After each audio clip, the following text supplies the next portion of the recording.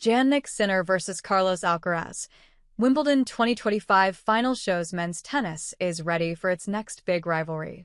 The two are a clash in contrasting approaches. Sinner is methodical, disciplined, and steady under pressure, while Alcaraz is much more up and down, but his variety, spontaneity, and sparkle make his highs higher than anyone else on the tour. Jannik Sinner versus Carlos Alcaraz Wimbledon 2025. The individual honors, trophy counts, and prize money leaderboards of professional tennis players may be tracked with frenzy, but fundamentally, it is a sport that hinges on its great rivalries. Think Borg McEnroe, Evert Navratilova, Federer Nadal Djokovic.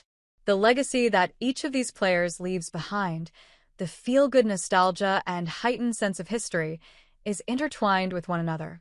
For as much as the tennis calendar may be a relentless 12-month-long grind, recall value among the casual sports observers only remains for the high-stakes one-off contests at the Grand Slams. Throw in a couple of epics, and you have got a legacy to boot. Sunday's Wimbledon final had all the makings of the start of a new era of tennis.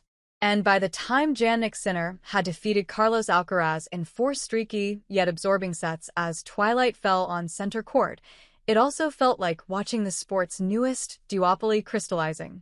It did not have the same tension and shot-making prowess on display as their 5-set barn burner at the French Open last month, but its result was even more crucial in the establishment of Sinner, 23, and Alcaraz, 22, as the leaders of the sport's newest generation.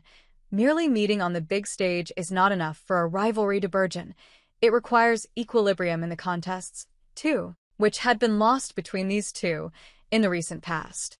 Alcaraz had won 5 consecutive matches against Sinner, and last month had delivered a decisive psychological blow to the Italian after saving 3 championship points and coming back from 2 sets down to win at Roland Garros. The two are a clash in contrasting approaches. Sinner is methodical, disciplined, and steady under pressure, while Alcaraz is much more up and down, but his variety, spontaneity, and sparkle make his highs higher than anyone else on the tour. The two were considered prodigies at a young age, but both were never bogged down by expectations and have now separated themselves from the competition. Both are confident players who have proved to have all-surface expertise.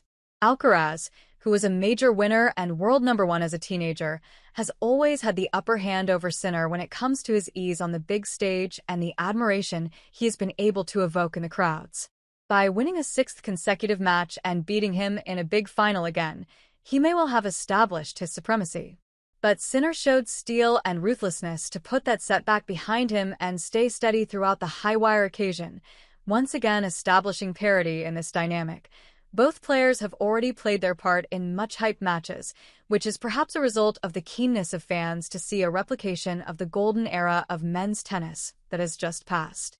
Federer, Nadal, and Djokovic won 66 majors between them, but for a majority of those tournaments, they would battle each other in the final stages. Despite dominating Federer on clay, Nadal was unable to breach Federer's grass kingdom for much of their early rivalry, losing back-to-back finals before finally getting past him in their 2008 epic.